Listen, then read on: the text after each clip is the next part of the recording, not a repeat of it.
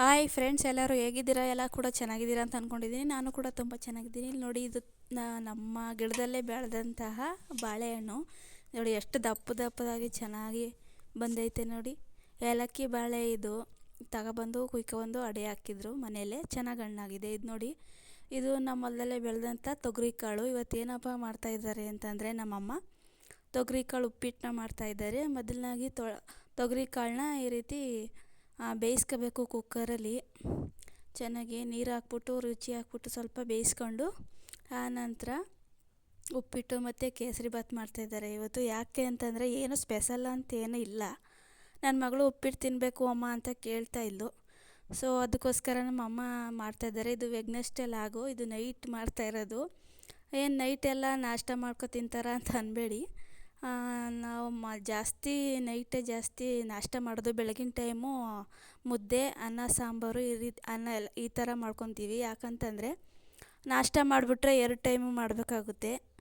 ಅದೇ ಅನ್ನ ಸಾಂಬಾರು ಮಾಡಿಕೊಂಡ್ರೆ ಹೊಲ್ದ ಹತ್ರ ಎಲ್ಲ ತಗೋಗ್ಬೇಕಲ್ವ, ಟೈಮು ಸಿಕ್ಕಲ್ಲ ಮಧ್ಯಾಹ್ನ ಟೈಮ್ ಮಾಡೋಕ್ಕೆ ಅಂಥೇಳಿ ನೈಟ್ ಹೊತ್ತೇ ಜಾಸ್ತಿ ನಾಷ್ಟ ಅಂತ ಮಾಡ್ತೀವಿ.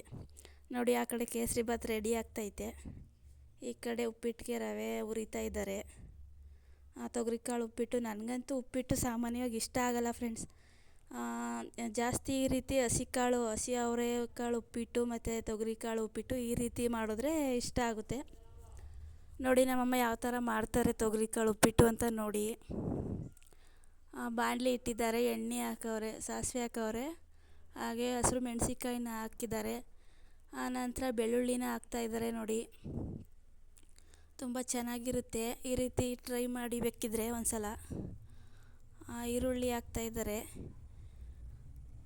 ಚೆನ್ನಾಗಿ ಈರುಳ್ಳಿ ಫ್ರೈ ಆದ ನಂತರ ಕಾಳು ಬೇಯಿಸ್ಕೊಂಡಿರ್ತೀವಲ್ವ ತೊಗರಿಕಾಳು, ಅದನ್ನು ಒಗ್ಗರಣೆಲೆ ಹಾಕಿ ಬೇಯಿಸ್ಕೋಬೇಕು.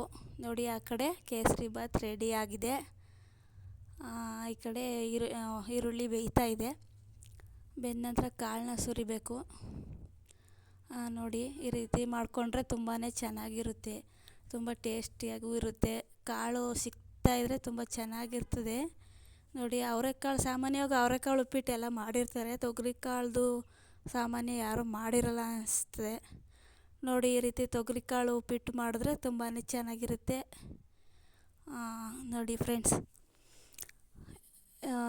ಈ ನಾಷ್ಟ ತಿನ್ನೋದಕ್ಕಿಂತ ಹೆಚ್ಚಾಗಿ ಮುದ್ದೆ ತಿಂದರೆ ಮನುಷ್ಯ ತುಂಬ ಚೆನ್ನಾಗಿ ಆರೋಗ್ಯವಾಗಿರ್ತಾನೆ ನನ್ನ ಪ್ರಕಾರ. ಇಟ್ಟಂ ತಿಂದಂ ಬೆಟ್ಟಂ ಕಿತ್ತಿಟ್ಟಂ ಅಂತ ಒಂದು ಗಾದೆ ಮಾತಿದೆ. ಹಿರಿಕರು ಆಡೋದು ಯಾವುದು ಸುಳ್ಳಾಗಲ್ಲ ಫ್ರೆಂಡ್ಸ್. ನೋಡಿ, ಇದೆಲ್ಲ ನನಗೆ ಜಾಸ್ತಿ ನಾಷ್ಟ ಅಂದ್ರೇ ಇಷ್ಟ ಆಗಲ್ಲ. ಸಾಮಾನ್ಯವಾಗಿ ಮುದ್ದೆ ಆದರೆ ಚೆನ್ನಾಗಿ ಊಟ ಮಾಡ್ಬೋದು. ನೋಡಿ, ನಾಷ್ಟ ತಿಂದ್ಬಿಟ್ರೆ ಬೇಗ ಹಸಿವಾಗುತ್ತೆ ಫ್ರೆಂಡ್ಸ್. ಅದೇ ನೀವು ಮುದ್ದೆ ತಿಂದು ನೋಡಿ, ಬೆಳಗ್ಗೆ 9 ಗಂಟೆಲಿ ಮುದ್ದೆ ತಿಂದರೆ ಮಧ್ಯಾಹ್ನ 3 ಗಂಟೆ ಆದ್ರೂ ಹೊಟ್ಟೆ ಹಸುವನ್ನೇ ಕಾಣಲ್ಲ. ಅದೇ ನಾಷ್ಟ ತಿಂದ ದಿನಕ್ಕೆ ಬೇಗನೆ ಹೊಟ್ಟೆ ಹಸಿವು ಆಗುತ್ತೆ. ನೋಡಿ, ಉಪ್ಪಿಟ್ಟು ರೆಡಿ ಆಗಿದೆ. ಈ ಕಡೆ ನೋಡಿ, ತುಂಬ ಚೆನ್ನಾಗಿ. ನನಗಂತೂ ಜಾಸ್ತಿ ಗಟ್ಟಿ ಆದರೆ ನನಗಿಷ್ಟ ಆಗಲ್ಲ. ನೋಡಿ, ಈ ಥರ ತೆಳ್ಳಗಿದ್ರೆ ತುಂಬ ಚೆನ್ನಾಗಿರುತ್ತೆ. ಅದೇ ಬೆಂದು ಸ್ವಲ್ಪ ಗಟ್ಟಿ ಬಂದಿರುತ್ತದು. ನೋಡಿ, ರೆಡಿ ಆಗಿದೆ ಉಪ್ಪಿಟ್ಟು. ದಯವಿಟ್ಟು ಈ ವಿಡಿಯೋ ಇಷ್ಟ ಆಗಿದರೆ ಲೈಕ್ ಮಾಡಿ, ಹಾಗೆ ಶೇರ್ ಮಾಡಿ ನಿಮ್ಮ ಫ್ಯಾಮಿಲಿ ಫ್ರೆಂಡ್ಸ್ ಎಲ್ರಿಗೂ. ದಯವಿಟ್ಟು ಸಪೋರ್ಟ್ ಮಾಡಿ ಪ್ಲೀಸ್. ಹೆಲ್ಪ್ ಮಾಡಿ ಹೊಸಬ್ರಿಗೂ ಅಂತ ಹೇಳ್ತೀನಿ. ಎಲ್ಲ ನೋಡ್ತಾ ಇದ್ದೀರಾ, ಬಟ್ ಸಬ್ಸ್ಕ್ರೈಬ್ ಮಾಡ್ತಾಯಿಲ್ಲ, ಲೈಕ್ ಕೂಡ ಮಾಡ್ತಾಯಿಲ್ಲ. ದಯವಿಟ್ಟು ನನ್ನ ಚಾನಲ್ನ ಸಬ್ಸ್ಕ್ರೈಬ್ ಮಾಡ್ಕೊಂಡು ನೋಡಿ. ನಮಗೂ ಖುಷಿಯಾಗುತ್ತೆ ವಿಡಿಯೋ ಮಾಡೋದಕ್ಕೆ.